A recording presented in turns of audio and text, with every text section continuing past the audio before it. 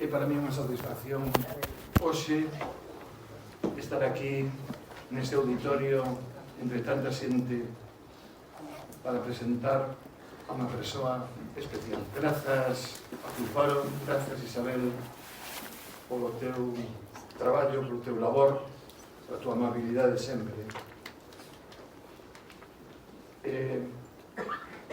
Teño que dicir que Rafael Narbona nació en Madrid en 1963. Ha sido profesor de filosofía y, aunque él lo niegue, es un filósofo de mirada limpia y pensamiento profundo. Es uno de los periodistas culturales y de los críticos literarios más prestigiosos de España. Colaborador de El Cultural, revista de libros y lengua, ha escrito también en Letras Libres, Zenda, Quimera y Cuadernos Hispanoamericanos. En la actualidad participa en el programa Julia en la Onda de Onda Cero y tiene un número muy amplio de seguidores en X y, como digo todos, antes Twitter. Autor de libros como Miedo de ser dos, El sueño de Ares, Peregrinos del absoluto, Retrato del reportero adolescente e Ida. Vive en Cobeña, un pueblo de la Comunidad de Madrid, con su mujer, Piedad, sus perros y una biblioteca que supera los 10.000 volúmenes. Es un verdadero humanista y un tintinólogo de alto nivel.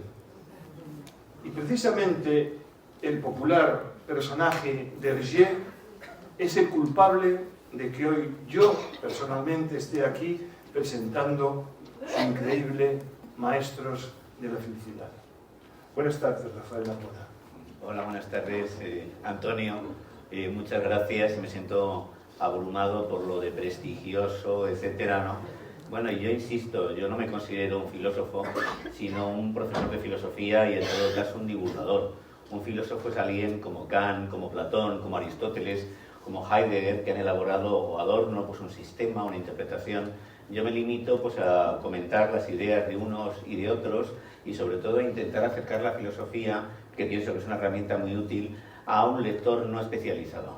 El mayor problema de la filosofía es que se ha convertido en una disciplina hiperespecializada y ha un poco abandonado, ha dejado de lado este desafío que afrontaron los primeros autores como Sócrates, que la filosofía se concebía sobre todo como el arte de vivir bien y de hacer lo correcto. Entonces, ahora mismo, pues en vez de haber pensadores que se están pues planteando estas cuestiones, lo que hay es especialistas que se pasan 30 años estudiando el pensamiento de Aristóteles y que publican unos ensayos llenos de notas a pie de página, cargados de erudición, con un lenguaje impenetrable, hermético, y eso ha alejado a la filosofía de mucha gente. Sin embargo, hay un interés real por la filosofía y, de hecho, se están publicando muchos libros de filosofía en clave divulgativa, e incluso se ha descubierto que la filosofía puede ser un buen instrumento para luchar contra cosas como la ansiedad, la depresión, la inseguridad, para encontrar valores, un sentido a la vida. Viktor Frankl, al que le dedico pues un capítulo en mi libro Maestros de la Felicidad, se decía que el anhelo fundamental del ser humano no es la búsqueda del placer, no es la búsqueda del poder, sino la búsqueda del sentido. Si no hallamos un sentido a nuestra existencia, si no hallamos pues una dirección que nos permita afrontar pues las penalidades de la vida, nos sentimos desorientados, desamparados, desarraigados. Por eso yo creo que la filosofía, lejos de ser una disciplina anacrónica, constituye pues un camino que sigue abierto y que hay que volver a transitar. Y yo he intentado hacerlo de una manera amable y asequible al lector. Insisto, es un filósofo. Lo que ocurre es que es un filósofo que va creando su propio pensamiento y aún no lo ha publicado, pero él es un filósofo. Rafael, perdona que te lo diga. Te disculpo, no sé. Como estamos aquí para hablar del libro Maestros de la Felicidad, tengo que decir sinceramente, bueno, Maestros de la Felicidad, de Sócrates a Viktor Frankl, un viaje único por la historia de la filosofía. Estamos ante un libro sorprendente, un libro que enseña, deleita y nos llena de esperanza en el ser humano. Maestros de la felicidad de Rafael Narbona, editado por Roca Editorial, no es un manual de filosofía, ni una novela, aunque de todo hay en sus páginas. Maestros de la felicidad es un libro que nos hace felices, que nos acaricia en cada párrafo leído y gozado, que nos muestra lo mejor del ser humano, que nos da esperanza y, por consiguiente, ganas de vivir. Pero no es un libro de autoayuda, por favor, que lo tengan ustedes claro. Un viaje original y único que combina la filosofía magistralmente contada con buena parte de la vida personal del autor. Nace del conocimiento filosófico a través de los siglos, del entorno social en que vivieron y de la experiencia vital del autor, que se funden en un texto atractivo, excelentemente escrito, sin florituras y de una intensidad emotiva que nos cautiva desde las primeras líneas. Siglos y épocas de filosofía, desde los poemas homéricos hasta el posmodernismo, transportados a través de la voz de Rafael Narbona, que siente, sufre, pero que se levanta y una y otra vez para contagiarnos su optimismo. Rafael, cuando comencé a leer el libro tuve una doble sensación. Por un lado, sentía que estaba leyendo una autobiografía profundamente emocional, y por otro lado estaba accediendo a una visión muy cercana de la filosofía de los distintos períodos, muy bien contextualizada, y con unos pensadores que tenían algo en común en estas dos facetas. Sus opiniones y teorías, a veces controvertidas, pero que los unía el sentido del optimismo y la búsqueda de la felicidad, incluso en filósofos como Voltaire o Nietzsche, que están tan alejados de tu manera de concebir la vida. No sé si fue este el objetivo de escribir este libro, que no es un manual, sino pues una caricia para mí filosófico-literaria. Realmente, ¿cuál ha sido el objetivo para escribir este libro? Porque te digo que es uno de los libros que más he disfrutado en los últimos tiempos. Pues bueno, yo creo que este libro, que es mi 7º libro, es la culminación de una peripecia que comenzó en 2014, cuando publiqué mi primer libro, que se titulaba Miedo de ser dos. Yo en esas fechas estaba luchando contra una depresión terrible, que además, después de tomar fármacos antidepresivos, supuestamente se había convertido en un cuadro de bipolaridad. Se abusa muchísimo de los psicofármacos, especialmente en España, que está a la cabeza en consumo de ansiolíticos, antidepresivos, y los antidepresivos, que en algunos casos son eficaces y útiles, en otros son muy peligrosos, porque en el fondo son sustancias eutimizantes, te ponen eufórico.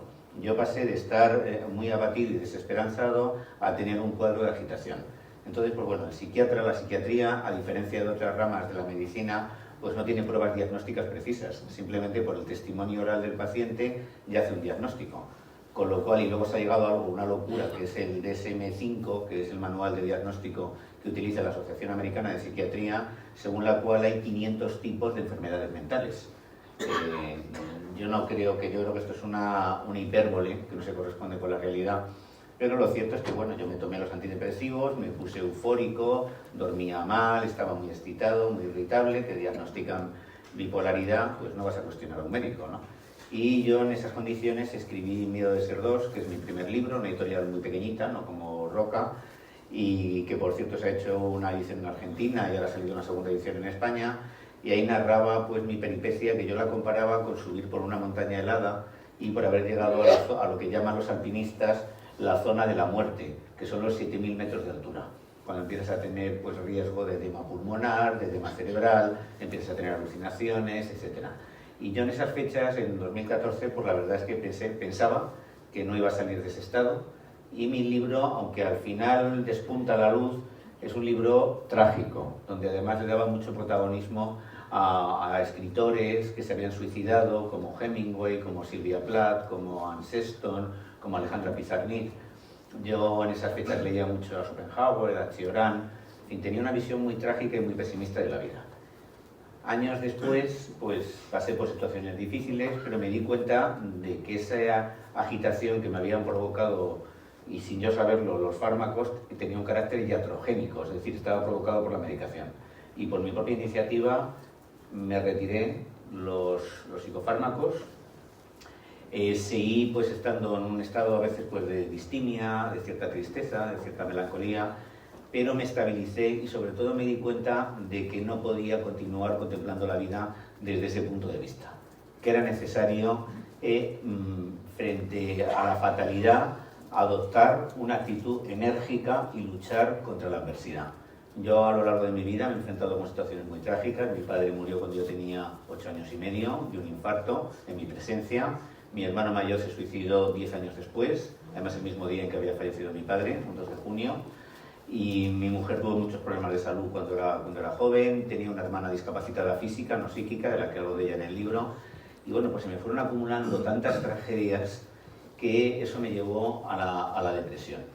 Sin embargo, dije, bueno, yo no me puedo quedar atascado en esta situación. Me acordaba mucho de la tragedia de los Andes. Antes de que apareciera la Sociedad de la Nieve, pues ya vi la película esta Viven, leí el libro, y allí en esa tragedia de estos muchachos uruguayos tan jóvenes, pues hubo algunos que no hicieron nada por sobrevivir. Uno de ellos se llamaba Bobby François, se fueron al fondo del fuselaje a fumar compulsivamente y dijeron, bueno, aquí voy a morir, no pienso hacer nada para evitarlo.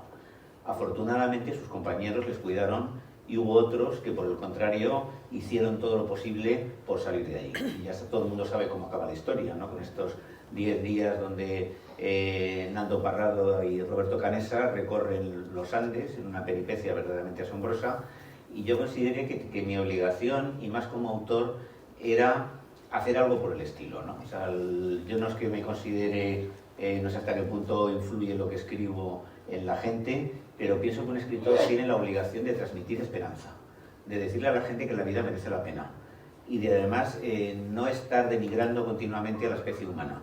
Porque, por ejemplo, en la tragedia de los Andes hubo lo que allí el ser humano, en una situación desesperada, de precariedad, de escasez, lo que despuntó no fue el egoísmo, sino la solidaridad. Y lo cierto es que yo, después de publicar este libro, a mi mujer le han descubierto un adenocarcinoma en el endometrio, por eso no está aquí, pero es uno de esos cánceres que afortunadamente se cura y que tiene buen pronóstico. Y nos hemos visto, claro, la palabra cáncer se asocia a muerte, no se debería hacer porque cada vez se curan más. Y lo cierto es que yo, no sé, mi mujer y yo nos sentimos fatal. Yo de repente tenía que hablar de la felicidad y estaba sufriendo muchísimo y con depresión y ansiedad por lo que le pasaba a mi mujer. Pues hemos tenido, no tenemos familia, no tenemos hijos, pero una avalancha de generosidad, fundamentalmente de antiguos alumnos míos. De hecho, uno de los ginecólogos que ahora lleva a mi mujer es un antiguo alumno al que conozco desde hace 20 años y del que hablo en el libro, aunque le cito como nombre David, en realidad se llama Damián Sánchez Torres y es un excelente ginecólogo-oncólogo.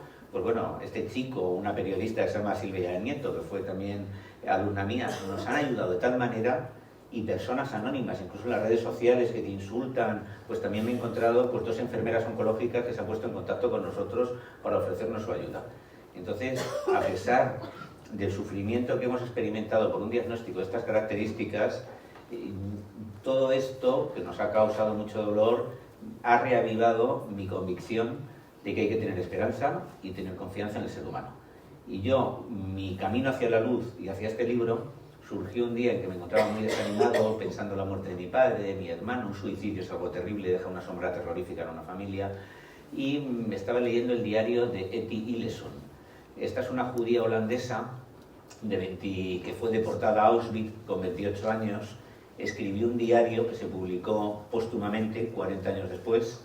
Y además es un diario parecido al de Anne Frank, pero más interesante porque ya se trata de una mujer más adulta, que ha leído a Rilke, que ha leído a Nietzsche, que escucha a Schubert, a Beethoven, y con unas reflexiones más profundas. Y en vísperas de ser deportada a Auschwitz, sabiendo que probablemente le esperaba la muerte, en su diario escribe: sigo creyendo en el hombre, sigo creyendo en lo que ella entendía que era Dios, y sigo considerando que la vida merece la pena. Entonces, para mí ese diario, fue una auténtica revelación. De fondo estaba escuchando la misa en si menor de Bach. Y bueno, yo vivo en las afueras de Madrid, en una casa en el campo, y salí, miré el campo castellano, que parece a veces se parece al mar, ahí ondulándose con los cambios de color, y yo intenté plantearme la obligación de escribir un libro que fuera una exaltación de la esperanza y del optimismo bien entendido, no de un optimismo idiota como el de Cándido, sino de un optimismo inteligente. Entonces, parecía imposible cruzar los Andes, pero lo hicieron. Yo me he enfrentado a muchas situaciones que parecía que no tenían salida y sin embargo siempre he encontrado una alternativa. Y un poco, a mí me escribió una vez el padre de un chico que tenía depresión para decirme qué podía hacer, que su hijo estaba muy mal y que le ayudaba a leerme, hablamos un poco y unos meses después le volví yo a escribir y me contó que su hijo se había suicidado. Dice, pero leerte me ayuda. Y yo digo, bueno, esto es mejor que te den el premio Nobel, la verdad.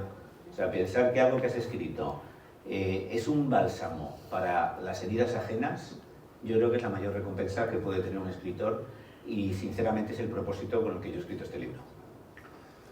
Rafael, a mí la poesía y la música me cambiaron la vida. Cuando entré en ellas descubrí un mundo que por fin me pertenecía. Me sentía estafado durante mucho tiempo y no era yo.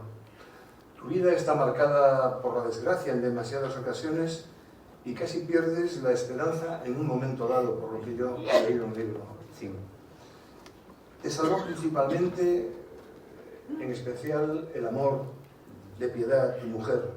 Pero ¿qué otras razones permitieron que te levantases en esos momentos tan duros? Hombre, pues a mí la literatura me ha ayudado a escribir, fue mi camino hacia la estabilidad.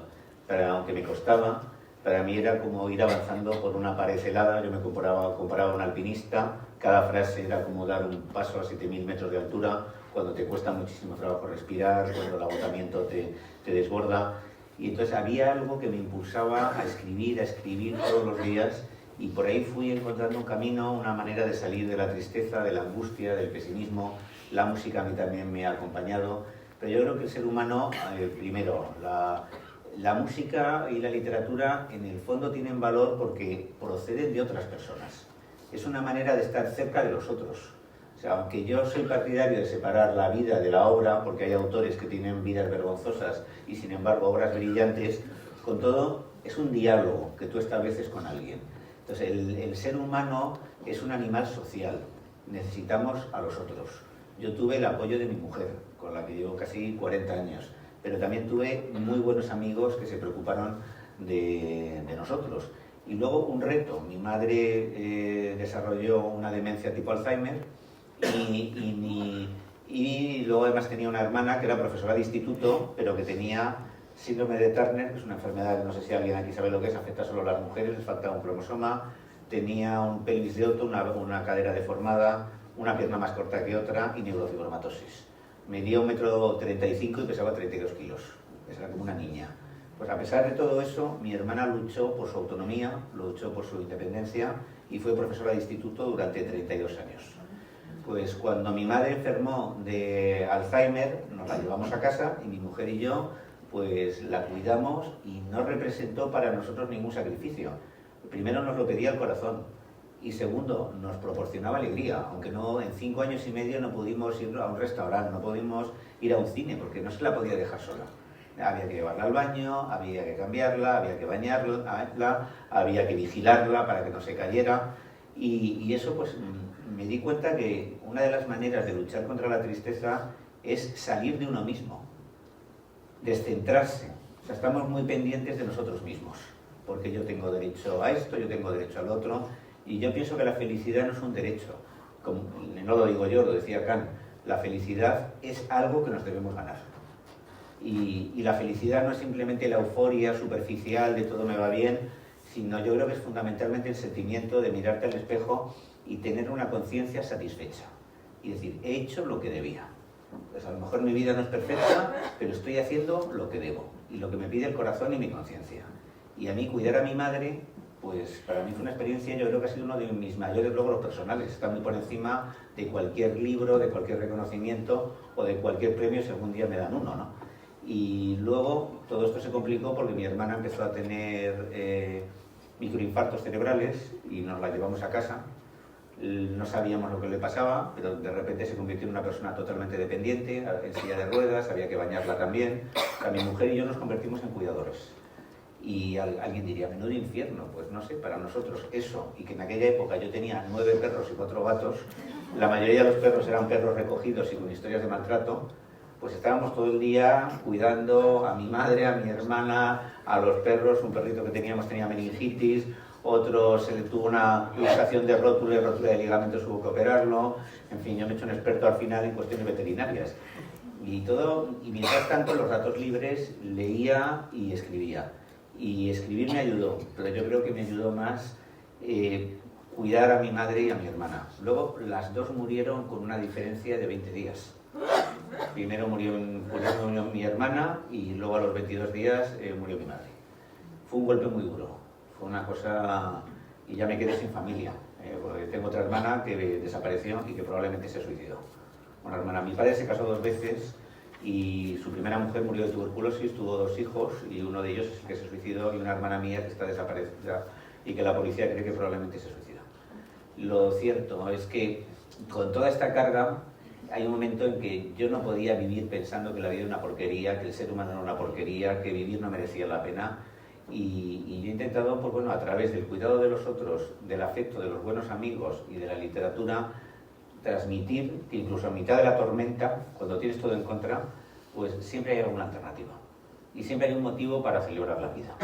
El simple hecho, no sé, yo hoy he conocido al padre y a la madre y a la hermana y al cuñado de un gran amigo virtual, Antón. No le conozco en persona porque él está en Tennessee, pero llevamos muchos años hablando, y simplemente por este encuentro pues es un motivo para celebrar la vida, encontrarte con personas cariñosas, inteligentes y que te acompañan.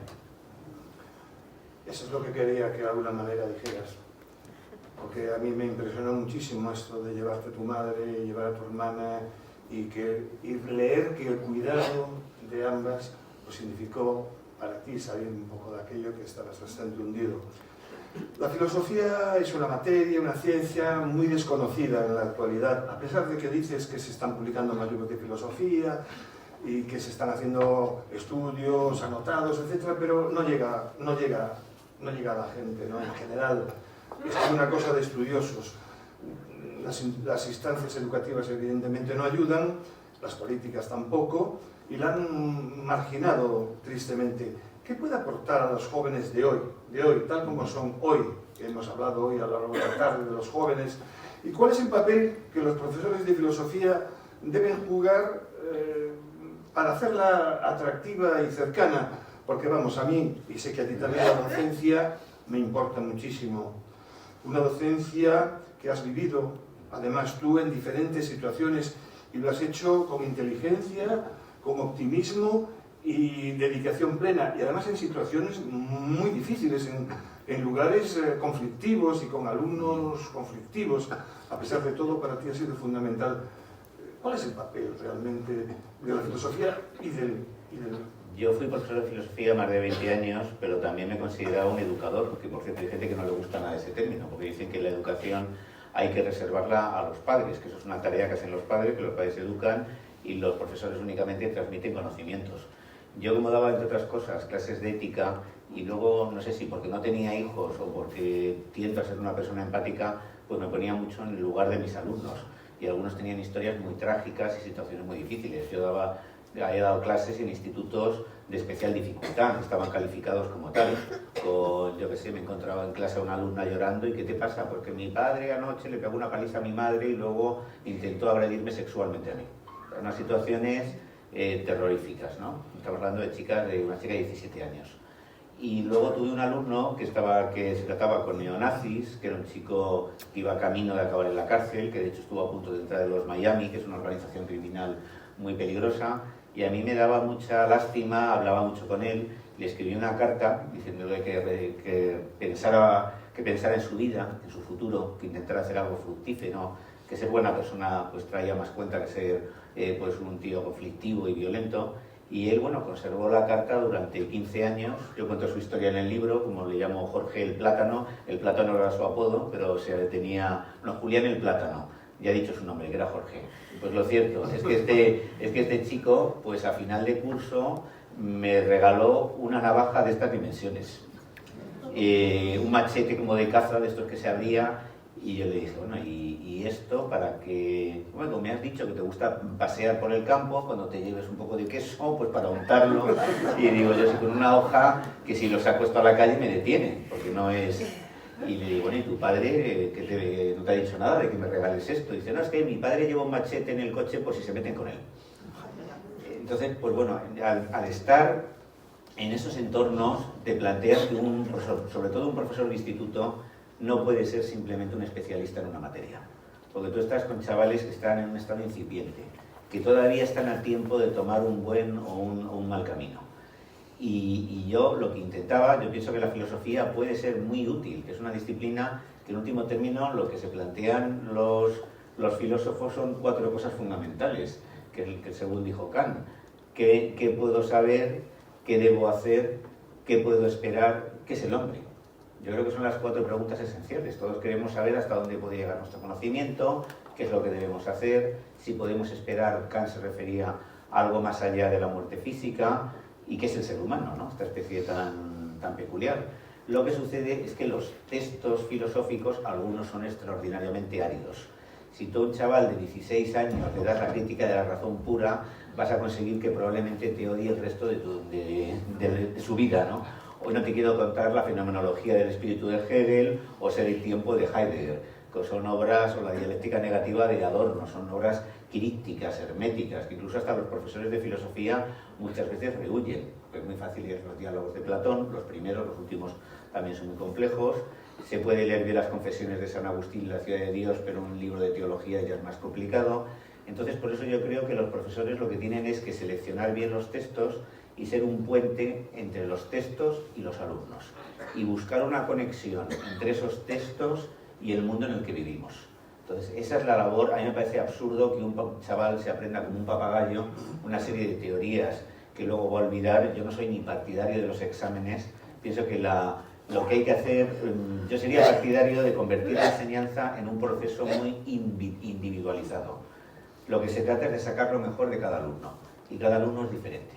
Entonces, Sócrates decía, conócete a ti mismo. Bueno, esa es una frase que él leyó en Delfos, en el templo de Apolo, y que le dijo luego la Pitia, la sacerdotisa. Y bueno, ¿qué significa conocerse a uno mismo? Pues conocerse a uno mismo es saber cuáles son las posibilidades de cada uno y también cuáles son sus límites. Yo creo que esa es la primera pregunta que se debe hacer a alguien. Entonces, saber qué puedo hacer yo, y todo el mundo tiene algún talento, todo el mundo puede hacer algo, todo el mundo puede encontrar un camino mediante el cual desarrollarse, pero al mismo tiempo tiene que aceptar sus límites. Con lo cual, pues bueno, los filósofos se han planteado desde el principio cómo vivir bien, qué es lo que debo hacer, cómo ser un buen ciudadano, qué es la amistad.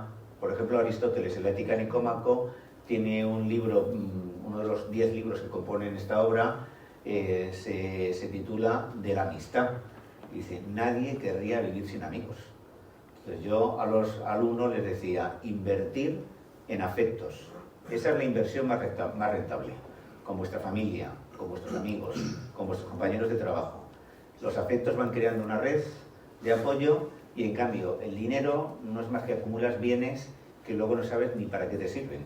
Ahora la actriz, la protagonista de Sensación de Vivir, tiene un cáncer muy agresivo que se está muriendo y se está planteando, bueno, ¿y yo para qué quería 5 mesas de comedor, 6 coches deportivos, 3 mansiones? Entonces, realmente esto que decía Aristóteles, sin amigos nadie querría vivir, es una de las muchas enseñanzas que tiene la filosofía.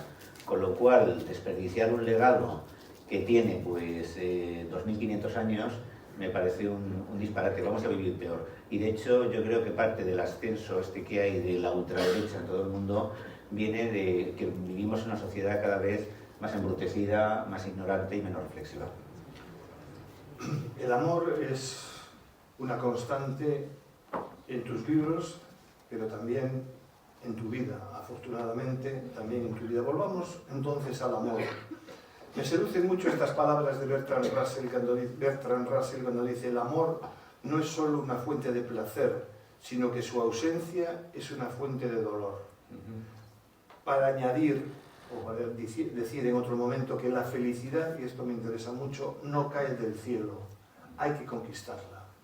Exacto, eso es cierto. Por cierto, Bertrand Russell se casó 5 veces. Hablando del amor, se casó 5 veces, tuvo, aparte de sus parejas, infinidad de amantes, y sus mujeres también tuvieron amantes. Y fue el texto real, ni siquiera le quitaba el sueño que su pareja tuviera hasta un hijo con otro, que él reconoció como suyo, ¿no? Entonces, sí es cierto, él tiene un libro muy famoso, La conquista de la felicidad, y la felicidad es algo que se construye, no es algo que cae del cielo. La palabra felicidad está muy de moda y puede ser algo muy vacío, muy superficial, sin mucho contenido. Incluso produce rechazo, porque suena, como tú dices, a libro de autoayuda. Pero ¿quién no quiere vivir bien? ¿No eres feliz cuando escuchas a Bob Dylan? Por supuesto. ¿No eres feliz cuando ves pues, un director, no sé, de tus preferidos, Billy Wilder, John Ford, Howard Hawks, no sé quién es? Ernest Lubitsch. Lubitsch, en fin, viendo Ser o no ser, o por ejemplo El bazar de las sorpresas, que es una película preciosa, ¿no? Entonces, pues bueno, la felicidad hay que conquistarla y hay que descubrir que yo no me aburro nunca. Puedo experimentar melancolía, puedo experimentar en algún momento desaliento, pero yo pienso que la vida está llena de cosas maravillosas. La posibilidad de escuchar música, la posibilidad de leer un buen libro, la posibilidad de hablar con un amigo, la posibilidad de estar con tu familia, la posibilidad de pasear con la naturaleza, de relacionarte con otras especies. Entonces a mí me gustaría que los días, en vez de 24 horas, tuvieran 48, porque siempre se me quedan cortos, ¿no? Y una de las cosas que yo me rebelo contra la idea de la muerte, y por eso introduzco una perspectiva también escatológica trascendente en el libro, es que la vida me parece una cosa muy valiosa y muy bonita. Y yo no me resigno a que el destino del ser humano, al que se le atribuye una dignidad infinita, sea devenir en cosa y convertirse simplemente en materia inanimada. Por eso yo creo que incluso contra toda esperanza hay que mantener pues, una ventana abierta. Las personas, por ejemplo, lo contaba Primo Levi y Viktor Frankl, que tenían convicciones religiosas o políticas, soportaban mejor la deportación en los campos de exterminio. Con lo cual, no hay un camino único. Por ejemplo, a mí me puede ayudar en un momento determinado a tener una perspectiva trascendente. A otra persona, a lo mejor, en cambio, no. Y se reconcilia con la finitud, y la finitud le parece tal vez hasta una bendición. Pero cada uno tiene que ir construyendo un camino que le lleve hacia el bienestar. Porque yo que he vivido mucho tiempo hundido en la depresión, yo creo que el dolor psíquico es una de las experiencias más devastadoras que existen. Y además una cosa de lo cual no te recuperas del todo nunca, siempre te queda ahí como un fondo de tristeza, y yo creo que ese un poco es el mayor enemigo del ser humano, su incapacidad para ser feliz. Yo no me creo eso que dice Shakespeare de que el mundo es solo ruido, furia, el cuento de un idiota que nada significa, lo que se lee en Macbeth. Yo pienso que la vida es un don, que hay miles de oportunidades, y que yo lo único que lamento es haber perdido mucho tiempo por culpa de la depresión. A lo mejor en vez de 7 libros había publicado 14 o 15 y había conseguido más cosas. Entonces, pues bueno, yo incluso hasta por problemas de insomnio tuve un accidente que casi me cuesta la vida. Yo tuve uno de los síntomas de la depresión es el insomnio. Y yo estaba tan desesperado que me tomé más pastillas de la cuenta para poder dormir. Y de repente, pues bueno, me dormí en el sofá del salón, mi mujer no me podía despertar. Esto lo cuento en mi primer libro, y rápidamente llamó a un médico, y según el médico me tomó las constantes vitales, estaban en 4,2. Estaba al borde de la parada cardiorrespiratoria. Entonces no llamaron a una ambulancia, llamaron a una UBI. Yo luego, por cierto, tuve algo muy peculiar, que se llama una experiencia extracorpórea. Cuando me trasladaban en la UBI, tuve una visión cenital de mí mismo. Algunos médicos dicen que eso es por la hipoxia, porque te quedas sin oxígeno y que el cerebro pues, empieza a producir alucinaciones. Otros médicos, incluso hay un médico holandés que ha publicado un artículo muy serio en la revista The Lancet, sostienen que es la prueba de que la realidad física no agota la totalidad de lo existente, que más allá de nuestra realidad biológica hay otra realidad de otras características. Lo cierto es que yo me vi a mí mismo, me salvaron la vida en La Paz con un lavado de estómago, que es una experiencia bastante desagradable, me echaron una sonda por la nariz, y bueno, pues eso fue en el año 2006. Si ese día hubiera muerto, y estuve cerca, no habría publicado libros, no habría podido disfrutar de mi mujer, de mis perros, de Así que yo, digamos que este libro pues también es un arma de guerra contra la depresión, de destrucción masiva además, contra la depresión y la tristeza. Dice Séneca, la filosofía no puede protegernos de las calamidades, pero nos ayuda a sobrellevarlas. Según mi experiencia vital, es lo mismo exactamente que pienso yo de la poesía, en mi caso. ¿Qué tiene la gran poesía de filosofía y al revés? ¿Qué crees tú que tiene la filosofía de poético? Yo creo que la filosofía está más cerca de la literatura, de la poesía, que de la ciencia. Y cuando ha intentado convertirse en una disciplina científica, ha naufragado incluso en el ridículo. Bertrand Russell con Alfred Whitehead escribieron un libro a principios del siglo XX que se llama Principia Mathematica, que intentaban establecer una serie de leyes, de fórmulas lógicas para determinar cuándo una frase, una proposición tenía sentido. Y solamente si tenía sentido tenía un valor veritativo, es decir, podía ser susceptible de ser verdadera o falsa. Ahí sale esto que muchos habéis estudiado, la lógica, el modus ponens, el modus tollens, el silogismo disyuntivo, si P, Q, P, luego Q, en fin, todo este tipo de cosas. Y ellos con esto pretendían, en el fondo, cargarse la metafísica, porque si tú coges un libro como Ser y Tiempo de Heidegger, es imposible, pues, convertirlo en proposiciones lógicas con un valor veritativo. Y este tipo de tentativas pues te sirven para construir frases como: si voy al campo y la tierra está mojada, es que ha llovido. He ido al campo, la tierra está mojada, luego ha llovido. La filosofía no es ciencia, hay filosofía de la ciencia, pero la filosofía fundamentalmente es un intento intuitivo de explicar la realidad. Platón, aunque expulsa a los poetas de la ciudad ideal por la versión que dan de los dioses, él era un poeta. Estaba más cerca de la poesía que de la ciencia. Aristóteles probablemente también, lo que pasa es que hemos perdido los diálogos aristotélicos. Se ha perdido el 80% de la obra de Aristóteles.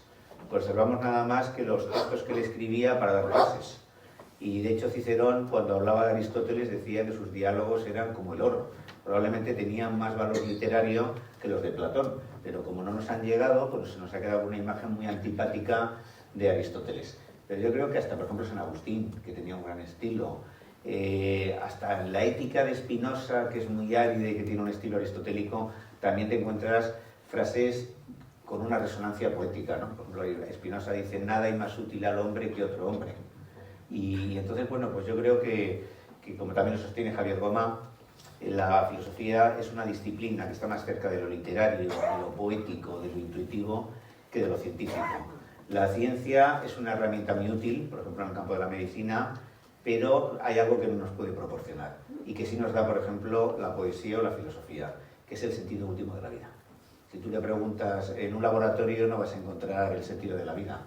En cambio, en un poema sí puedes hallar muchas cosas. Es como un continente enorme que te puede aportar una visión muy luminosa del mundo. Vamos a hablar de un tema un poco especial, pero a mí me interesa mucho saber, porque bueno, he leído el libro y sé más o menos lo que piensas, pero me parece que lo digas en voz alta, que reflexiones mientras hablas. ¿Cuál es tu opinión de la existencia de Dios? ¿Es Jesús de Judea hijo de Dios? ¿Qué ha aportado el cristianismo al pensamiento del ser humano como tal a través de los siglos? Porque, seamos sinceros, la Iglesia oficial como institución, así con mayúsculas, en fin. Sí, claro, hay mucho anticlericalismo y mucho anticristianismo porque el comportamiento de la Iglesia en absoluto ha sido ejemplar. De hecho, en el Vaticano estuvo vigente la pena de muerte hasta que la abolió Pablo VI, lo cual no puede ser más anticristiano. Y luego, todo, no solo los escándalos de pederastia, sino que aquí hemos tenido pues, durante 40 años un nacionalcatolicismo. Yo recuerdo las clases de educación sexual, yo fui un colegio de jesuitas, eran: si te masturbas te vas a quedar ciego, te vas a quedar calvo, en fin, veías el sexo como algo sucio, abyecto, de verdad. Y es cierto que la moral católica tradicional yo creo que ha hecho mucho daño, pero al mismo tiempo se está enterrando lo que es un legado cultural fundamental. Ha habido en el siglo XX grandes teólogos, tanto católicos como protestantes, como Karl Barth, como Karl Rahner, como Teilhard de Chardin, como Paul Tillich, como Betz, algunos como Hans Kuhn. Hans Kuhn, que además Hans Kuhn, por ejemplo, era un sacerdote católico suizo que estaba a favor de la eutanasia, a favor del aborto, a favor de los matrimonios entre gays. Yo en Madrid voy a una de esas parroquias que llaman parroquias rojas, donde allí pues realmente las misas consisten en leer fragmentos del Evangelio o poemas y hacer una puesta en común.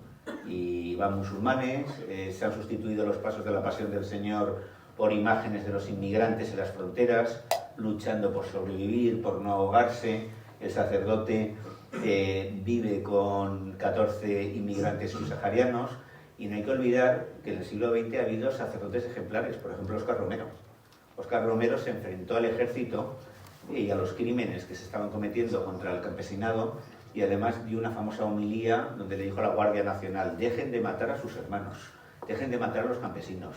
Frente a una orden de un hombre está la ley de Dios, que dice: no matarás, cese la represión. Al día siguiente le metieron una bala de fragmentación en el año 1980 mientras celebraba la Eucaristía. En el año 89 mataron a otro sacerdote ejemplar, que fue Ignacio de Acuría. Entonces, pues claro, ahora si piensas que la Iglesia son este grupo de chiflados, la sacristía de la Vendée, que tenían en YouTube una tertulia donde pedían poner una bomba en el Vaticano, que se muriera el Papa Francisco. Uno de ellos a mí me amenazó incluso por Twitter y me invitó a su parroquia en Lominchar para darme de hostias, porque yo decía, y no de hostias consagradas, sino de las otras, porque yo decía que, por ejemplo, el nacimiento virginal, que eso no era más que un mito. O sea, realmente Jesús fue hijo biológico de José y de María. Entonces yo creo que Jesús lo que tuvo es una comprensión, una intuición de ese misterio que llamamos Dios. Dios no son más que 4 letras, en realidad, y que es una forma de referirnos a algo que desborda nuestra comprensión. Graham Greene decía que él no creería jamás en un Dios que pudiera comprender por completo. Pues yo creo que, aparte de darnos una serie de valores morales que han sido el fundamento de las sociedades civilizadas, porque nosotros somos una sociedad cristiana, no lo guste o no, todo esto, por ejemplo, la idea del perdón no la encuentras en la Ilíada, no la encuentras en la Odisea, al revés, al enemigo se les termina. Tener piedad, compasión es un gesto de debilidad. Y realmente el cristianismo, desde el punto de vista moral, pues es una innovación. Lo que pasa es que de inmediato se institucionaliza y se convierte en la continuación del Imperio Romano. Y aparecen papas como Julio II, que defendían el Vaticano espada en mano. Entonces, y se inventa pues eso, que existe el infierno, etc. Yo creo que Jesús lo que tuvo fue la intuición de que teníamos una relación filial con ese misterio que llamamos Dios. Y además desvinculó a Dios de la idea de que es un poder terrible, que nos castiga, que se encoleriza, que no, sino que por primera vez se refiere a Dios como Abba, o sea, como Padre. Entonces yo creo que el cristianismo, bien entendido, es un humanismo radical. Yo creo que el desprestigio de la Iglesia es merecido, pero a veces es injusto, porque hay sacerdotes que hacen una gran labor. Y yo creo que en último término, el hombre necesita esperanza. Todos los que estamos aquí sabemos que somos finitos, mortales. La muerte yo creo que a todos nos inspira miedo, angustia y sobre todo las pérdidas de nuestros. A mí, como dice Javier Goma, me parece escandalosamente injusto que una buena persona desaparezca. Yo creo que se empobrece el mundo, se empobrece el cosmos. Con lo cual yo creo que, bueno, que la Iglesia queda reducida a algo irrelevante, no me parece una desgracia. Pero sí me parecería una desgracia que el ser humano perdiera una perspectiva trascendente. Yo lo que no estoy es a favor ni de ortodoxias, ni de partidos, ni de dogmas. No creo en los milagros, no creo en el parto en el virginal, no creo tampoco en fin, todo esto de que además Jesús no nació en Belén sino en Nazaret. El Evangelio está lleno de mitos, pero suelta una frase que es muy radical, que es amad a vuestros enemigos. Manuel Levinas, un filósofo judío al que yo admiro mucho, dice: Dios se manifiesta cuando tú miras al rostro de otro y aprecias su desamparo y su dolor, y experimentas la necesidad de socorrerle y aliviar su sufrimiento. Eso es un signo de trascendencia para Levinas, que es judío.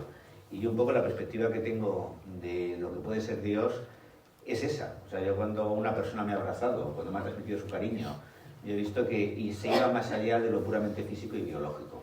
Yo creo que el ser humano debe preservar alguna forma de esperanza, y sin ella pues acabas en la visión de Shakespeare: esto solo es ruido y furia, somos una especie abocada a la extinción y algún día no quedará nada. Según la física ahora mismo vigente, hasta los agujeros negros se evaporarán. O sea, llegaremos a un punto de máxima entropía y solamente habrá oscuridad, frío, silencio, se perderán las cantatas de Bach, las sinfonías de Beethoven, la pintura de Leonardo, la especie humana. Yo me resigno a aceptar que el ser humano, en el cual hay una dignidad infinita, esté abocado a tener un destino tan indigno. El tiempo va pasando. Es que escuchar, yo tendría 57.429, conté preguntas para hacerle. La verdad es que me gustaría, por lo menos así de manera, porque la idea es que después alguno de ustedes, si quiere preguntar, en fin, que haga preguntas a Rafael Narbona, porque es un lujo tenerlo aquí hoy. Pero yo no quería terminar sin decir la filosofía y la mujer. Como la sociedad, la filosofía se puede decir que despreció a la mujer, la marginó, evidentemente. Me sorprendieron, eso sí, leyendo y descubrí, porque no las conocía, esas mujeres de la Ilustración. Olympe de Gouges, Mary Wollstonecraft, Irene Joyce, y bueno, en España incluso Josefa Mari Borbón, que bueno, una Borbón que funciona así, bueno, en su lucha por liberar de la tiranía a la mujer, ¿no? Impactante esta, por ejemplo, esta afirmación de Olympe cuando dice: si la mujer puede subir al cadalso, también se le debería reconocer el derecho de subir a la tribuna. Me parece muy interesante. Son muy desconocidas estas pensadoras. En el siglo XX aparecen algunas voces que sí, ya las relacionan mucho más, como Hannah Arendt o Simone de Beauvoir, María Zambrano, etc., ¿no? A mí me parece muy triste y muy justa esta situación. Háblanos un poquito así de filosofía. La filosofía ha participado en los prejuicios de su tiempo. Entonces, de hecho, los ilustrados, Voltaire y Rousseau, se reían de que las mujeres tuvieran inquietudes intelectuales y reiteraban que además que, no sé si es Voltaire el que lo dice, una mujer con inquietudes intelectuales es que es como una mona vestida de princesa, ¿no? Algo grotesco. O sea, nos encontramos unas frases que nos absolutamente ofensivas, despectivas hacia la mujer, y realmente pues la dignificación de la mujer pues es una cosa del siglo XX y sobre todo de la segunda mitad del siglo XX. Bueno, ya a principios del siglo XX aparecen las sufragistas, pero ha sido una lucha relativamente reciente. Hasta hace poco la mujer era poco menos que un animal doméstico, cuyo destino era estar sometida por completo al varón. Entonces los filósofos, que eran hombres, despreciaban no solo a las mujeres, pero es que las mujeres no tenían la posibilidad de dedicarse, salvo casos aislados como Safo, ¿no?, al pensamiento, porque las habían educado para que vivieran de otra manera. Lo peor de una exclusión o discriminación es que acabes asimilándola. Y hay muchas mujeres que lo justificaban. Aquí estaba la sección femenina, Pilar Primo de Rivera, diciendo que el destino más noble de una mujer era servir a un hombre. Y ha habido pues muchas mujeres de generaciones no muy alejadas que estaban convencidas de que era así. Entonces realmente la Edad Media, aunque hay que reconocer que en la Edad Media hubo abadesas con muchísimo poder, con muchísima influencia, hubo músicos como Hildegard von Bingen, que también eran poetisas. Sí ha habido mujeres que han aparecido, pero han sido casos aislados. Ya en el siglo XX, pues bueno, hay pues una figura del tamaño de Hannah Arendt, que ahora mismo está súper reconocida, sí, admirada, o María Zambrano, que es una autora, por cierto, bastante oscura. Y la filosofía, pues como la literatura, pues no ha sido una excepción. Me dijeron por qué no había titulado el libro Maestras de la Felicidad. Yo creo que habría inducido a confusión. Muchos habrían pensado que solamente hablaba de mujeres. Yo los excesos de lenguaje inclusivo no los comparto. O sea, yo no creo que ahora, por ejemplo, haya que sustituir sistemáticamente el hombre por el ser humano. Porque, por ejemplo, el que hacemos con el hombre unidimensional, con el hombre y la tierra, con muchas expresiones que ya están como muy asentadas, y no creo que la lucha sea contra el lenguaje inclusivo, sino contra exclusivo, sino contra la marginación de la mujer que persiste. Porque ahora mismo, por ejemplo, yo he visto en chicos muy jóvenes actitudes muy machistas, en chicos de 15 años, muy posesivos, muy machistas. De hecho, hay muchos chicos de hoy que se sienten amenazados por el feminismo. Y ahí dentro de se ha puesto de moda entre los adolescentes ser de extrema derecha, ser antifeminista, detestar a las personas LGTBI, etc. La filosofía no ha sido una excepción, pero sin embargo ahí están mujeres como Hannah Arendt, que han hecho pues es la autora de Los orígenes del totalitarismo, uno de los grandes clásicos del siglo XX. Por cierto, también le dedico, y no quiero dejar de mencionarlo porque pocas veces me lo preguntan, un capítulo a los derechos de los animales. Es que te voy a decir ahora que lo tengo aquí, además la pregunta para hacer, pero claro, es que sí, pero de hecho tenemos el tiempo que tenemos, ¿no, Isabel? ¿Cuánto tenemos? Te quedan 5 minutos. ¿Eh? Te quedan 5 minutos. 5 minutos. Sí. Pero después preguntan. ¿Eh? Después preguntan. Pero que diga por lo menos algo sobre el tema de Sí, los sí, animales, sí, porque si yo no, lo tenía. si no me aquí. revelo, vamos, si no se me permite, hago un acto aquí de protesta, me tiro al suelo y me da una rabieta. No, si yo te iba a decir que Sí. me había llamado muchísimo. No, los derechos de los animales, yo soy un gran amante de los animales, mi casa en algunas épocas ha parecido un refugio de animales abandonados o maltratados. Luego, como era profesor, venían, ay, profe, me encontré este gatito, me he encontrado una vez, vino una alumna a clase con un gatito de unos días, pues sé que enfermo, me lo quedé y vivió con nosotros 16 años y medio, se llamaba Sebastián y era un gato simpaticísimo y encantador. Cuando su muerte fue tristísima. Y también una vez, bueno, tiraron de un coche en marcha a un perrito del tamaño de una cobaya con los ojos cerrados. Y entonces, pues bueno, esto lo vio una compañera, lo trajo al instituto y yo dije, me lo quedo. Le alimentamos con biberón, que por cierto es como un niño, cada 2 horas le tienes que dar biberón, tenía los ojos cerrados, había que estimularle para que hiciera pis y caca.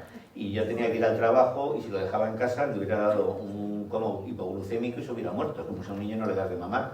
Pues yo cogí un cesto y me lo llevé al instituto. Y ahí entre clase y clase le daba el biberón y afortunadamente yo no sé si ahora que algún padre protestaría, pero no me encontré con nadie, al revés, a todo el mundo le pareció un gesto muy humano. Y bueno, imaginaros los chicos, se peleaban por, no, déjame a mí darle el biberón, déjame a mí limpiarle. Esa perrita que tuvo un cáncer, pero aún así la operamos, le dimos quimio y vivió 17 años y medio. Se llamaba Bella. Entonces yo creo que un poco también la forma en que una persona trata a un animal pone de manifiesto su calidad moral. Yo no le aconsejo a nadie tener perro o gato, porque te complica mucho la vida, muchísimo, muchísimo. Y además de pequeños te rompen cosas, son un trasto, pero una vez que lo tienes que asumir que es una parte de tu familia y que tienes una obligación permanente con él. Y me parece que alguien que abandona a un perro o lo maltrata es una persona perversa y que probablemente también lo va a ser con otros seres humanos. Entonces ya Benzan plantea, no se trata si pueden pensar, sino si pueden sentir. Y un animal, un perro, un gato, incluso otros animales tienen una relación como muy compleja, unas emociones muy parecidas a las nuestras. Yo creo que una de las batallas es que el ser humano pues no es el dueño de la naturaleza, no es el rey de la naturaleza, en todo caso es su cuidador, su pastor. Y yo he sido vegano durante muchos años, ahora pues no lo soy, lo cual me causa cierto pesar, pero suelo comer sobre todo pescado. Pero yo creo que Leonardo da Vinci, por ejemplo, era totalmente vegetariano y decía que comer carne era un acto de barbarie. Y San Francisco de Asís dijo, yo no me como a mis amigos, refiriéndose a los animales. Con lo cual, pues bueno, yo he dedicado, ya más he contado la historia de una perrita de cazadores maltratada, que se llama Nana, que la tuvimos en casa durante años, que no quería comer de la mano de nadie, y cuando conseguimos que por fin lo hiciera, a los pocos meses se murió de un cáncer.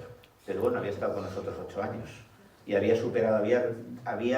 recuperado la confianza en el ser humano.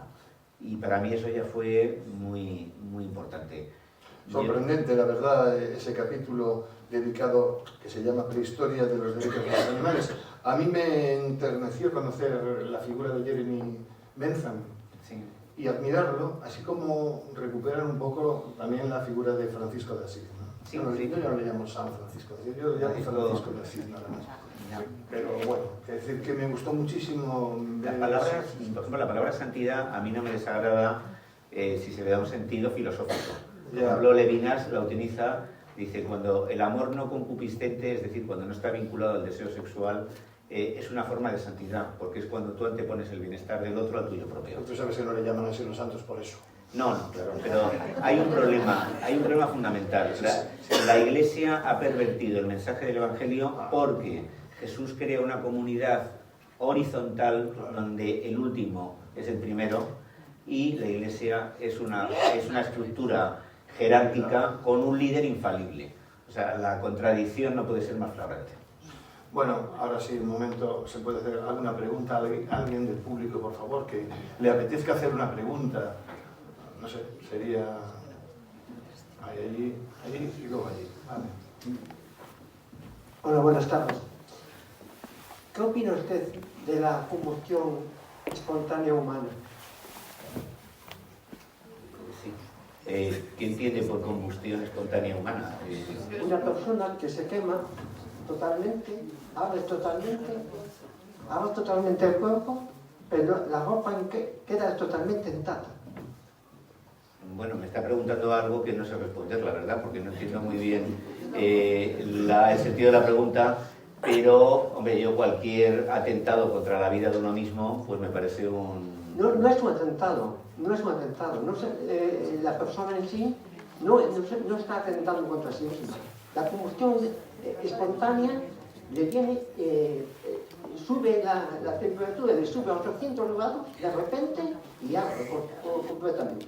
Pues no sé, yo creo que esta pregunta habría que hacerla más bien a un físico o a un parapsicólogo. Yo me siento incapaz de responder. Gracias. Pues muchas gracias a usted, pero la pregunta está Sí. ahí, es candente. Pues, Candente. sí, muy bien. Gracias. Muchas gracias.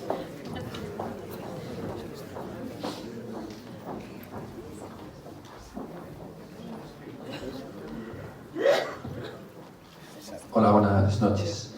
A mí me gustaría saber si tenía algún tipo de pensamiento o frase que haya pensado alguna vez que sería pues para el último día de nuestra vida o la última etapa de nuestra vida, si tiene alguna reflexión, algún legado, alguna cosa en la que haya pensado que sería lo más importante a transmitir en su vida. Hombre, yo lo que he dicho antes, de que esencialmente en esta vida hay que invertir en afectos, y luego me voy a apropiar de una frase de Javier Gomá. O sea, me gustaría que mi vida fuera suficientemente digna como para que mi muerte resultara especialmente injusta. Dejar un recuerdo de que he intentado, con todos mis errores, que han sido muchos, pues ser una persona íntegra y empática. Y en último término, yo creo que la mayor enseñanza que se me ocurre transmitir es que tenemos que salir de nosotros mismos, pensar en los otros y crear vínculos sólidos, porque eso es lo que da calidad, sentido y trascendencia a la vida.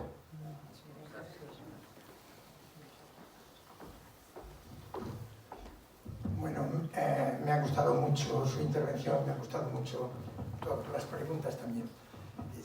Solo me queda una pequeña cuestión que me ha llamado la atención, que es precisamente las referencias a Javier Gomá.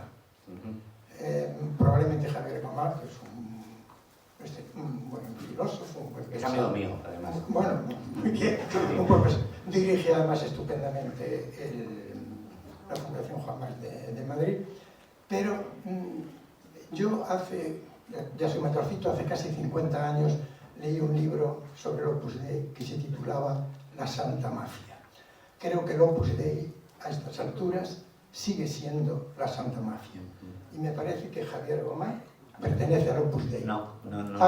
¿No pertenece nunca? No, eso no es cierto. Él estudió en un colegio del Opus Dei, como mucha gente, porque tiene un colegio además con muchos recursos. Él es cierto que procede de la alta burguesía, su padre era notario, y muchas veces le han acusado de ser del Opus Dei.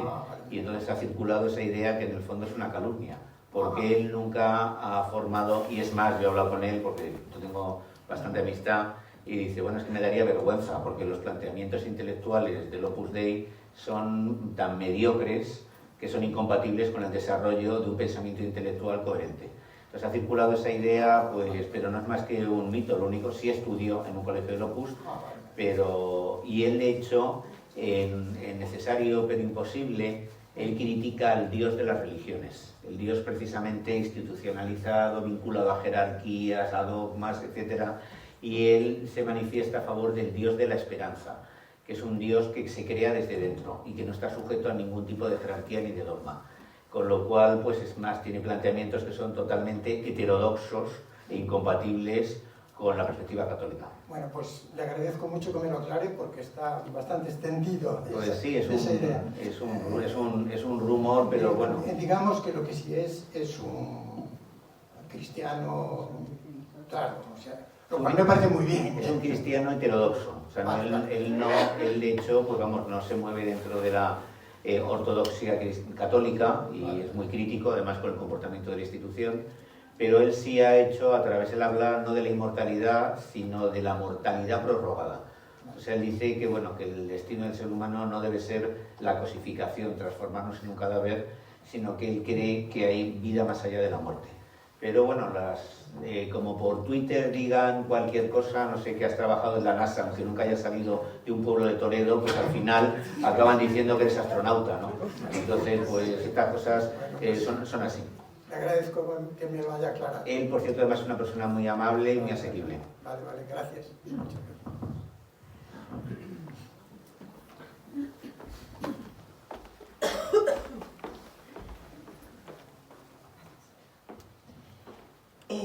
Me ha gustado mucho la reflexión de que, con otras palabras, cuando he cuidado y he sido un agente del afecto, un agente del amor con las personas de mi familia, con los animales que me rodean, me he acercado más a la felicidad.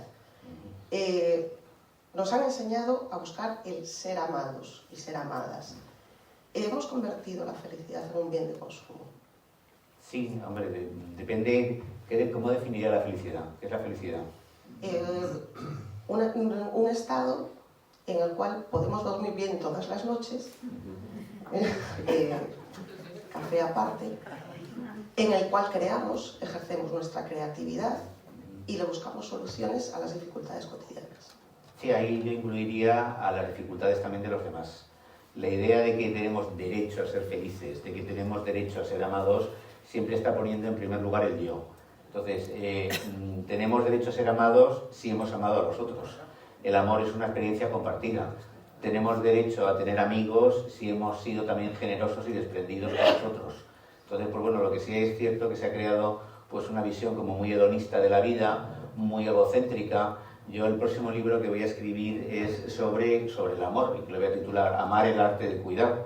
Y lo cierto es que se han debilitado mucho los vínculos familiares, los vínculos sociales, los vínculos de amistad, y eso nos está llevando a una sociedad deshumanizada y con un creciente aislamiento. En Madrid pues hay, ya como decía Damaso Alonso, 1 millón de muertos, ahora son 4 millones de muertos, y gente que vive en un bloque de viviendas que no se saluda, que no se conoce, que si alguien muere tardan en descubrirlo hasta que el cadáver empieza a desprender cierto olor. Entonces, si la felicidad se concibe como yo tengo derecho a, porque mi felicidad es lo primero, evidentemente se convierte en algo, en un objeto de consumo y en algo incluso perverso. Pero en cambio, todo el mundo busca el ser amado, pero para eso tienes también que amar a los otros. No puedes exigir lo que tú eres incapaz de dar. Yo, mi experiencia es que, salvo casos muy aislados, cuando he sido generoso, pues los otros han respondido de una manera también generosa, con reciprocidad, y cuando he sido egoísta, que alguna vez lo he sido, como todos, pues la verdad eso me ha llevado a la soledad. Yo creo que las personas cuando hacen algo mal son infelices. Cuando has hecho algo mal, has sido egoísta, has sido cruel, acabas experimentando infelicidad. Por ejemplo, los torturadores de la Argentina de Videla acabaron todos desquiciados, enloquecidos. Pasó lo mismo con muchos de los nazis, que acabaron también desquiciados o enloquecidos. En cambio, cuando tú, como Óscar Romero, pues te preocupas por los otros, o como ahora, por ejemplo, que ha sacado esta película, Los niños de Winton, o Irene Sendler, que fue una enfermera que salvó a 2.500 niños judíos en el gueto de Varsovia, pues aunque la Gestapo le rompió las 2 piernas intentando revelar el paradero de los niños, no dijo nada. Pero yo creo que a pesar del dolor, a pesar de todo, en su fuero interno se sentía bien. Entonces yo creo que la felicidad es un derecho que adquirimos cuando hemos obrado de una manera ética y desinteresada.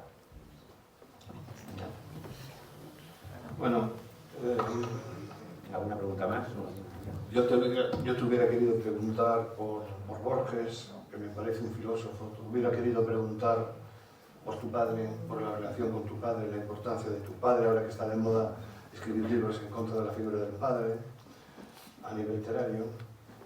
Bueno, te pido que Mira, a mí, que lo admiro profundamente. De Camille ahora, por cierto, están empezando a ponerle a parir porque Por dicen eso, que te era están muy machista. hablando de la... Era muy debería machista, haber hablado que también tenía cuatro amantes. del revisionismo. del- Pero bueno, es que no da. entonces, pero mira, muy brevemente, Borges yo le admiro mucho como autor, me parece que tiene una prosa extraordinaria. No es un filósofo, porque No. él lo que hace es coger ideas filosóficas y desarrollarlas de forma literaria. Entonces, él no tiene un pensamiento propio. Pero eso sí, es el mejor prosista en lengua castellana del siglo XX, yo creo que con diferencia, Sí, de acuerdo. y tiene un ingenio extraordinario. Luego, humanamente, a mí él no me gustaba Sí, demasiado, tampoco, nada. y era una persona oscura.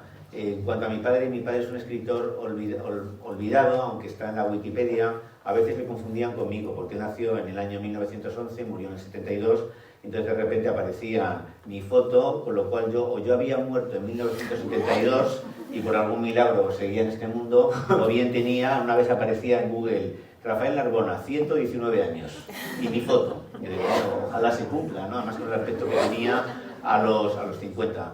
Mi padre, que publicó 15 libros, que tiene una calle en Córdoba, en el barrio de las Margaritas, y otra en Orihuela, para mí ha sido pues, una inspiración permanente. Yo, aunque tenía 8 años y medio, le recuerdo perfectamente, incluso dicen que nos parecemos en la voz, en la forma de movernos, y bueno, pues en mi casa tengo un montón de fotografías. Era un hombre bueno, también trabajó en Radio España, Que influyó mucho en ti. y me influyó muchísimo, y también mi madre. Yo pienso que ser padre es algo extraordinariamente importante. Lo que pasa es que también tienes que ser un buen padre, y no todo el mundo lo es. Claro. Y no todo el mundo lo es. Efectivamente. Isabel me está mirando mal. Mira, Yo creo que no. Yo creo que no. Yo creo que no. Yo creo que solamente me contestas, por favor, mientras el lo público más no se canse. sucintamente posible. Porque yo quería terminar diciéndote que tal como está el mundo actualmente, enloquecido, ¿no? La subida de la extrema derecha, los líderes paranoicos que gobiernan, corrupción en alto grado, violencia machista, el racismo, el individualismo atroz, las guerras crueles y Gaza. aquí Gaza. Eso es lo que quería decir, el tema de Palestina y Gaza, ese genocidio que no es una guerra, me pone enfermo. No quiero ser derrotista, porque yo me considero un optimista escéptico. Mi mujer se ríe de mí, pero es verdad. Pero me asusta la deshumanización que estamos padeciendo.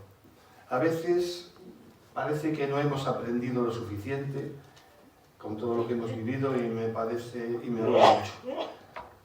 Para terminar, para que no me ría Isabel, una cosa corta. ¿Se puede seguir creyendo en la humanidad?